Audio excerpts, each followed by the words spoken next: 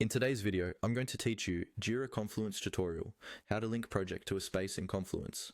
We'll walk through the full process of creating a new Confluence space using a template, and then connecting that space to your Jira project so your documentation and your issues stay in sync.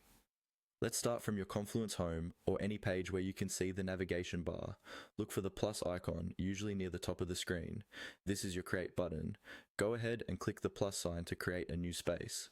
A space in Confluence is like a container for all the pages related to a specific project, product, or team. When the Create Space window opens, you'll see different types of space templates.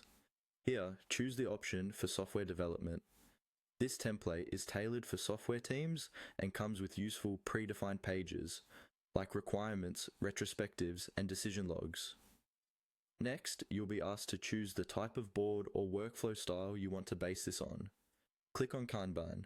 Even if your Jira project already uses Kanban, this is simply aligning the Confluence structure with that style of work, focusing on continuous flow and visibility.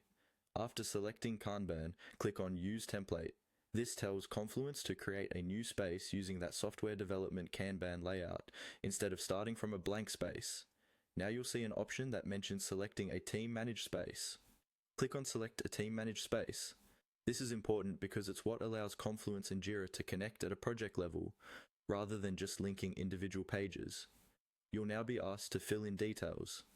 Enter a clear space name, like the name of your Jira project or team, and adjust the space key if needed.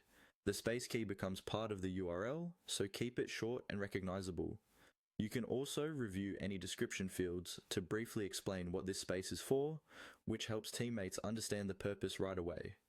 Once everything looks good, click on Next. Confluence may show you some optional configuration screens or suggestions. In this flow, we're going to ignore those.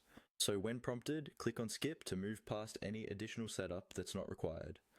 After the space is created, you'll see an option to connect it with Jira. Look for the button that says plus connect space and click on it.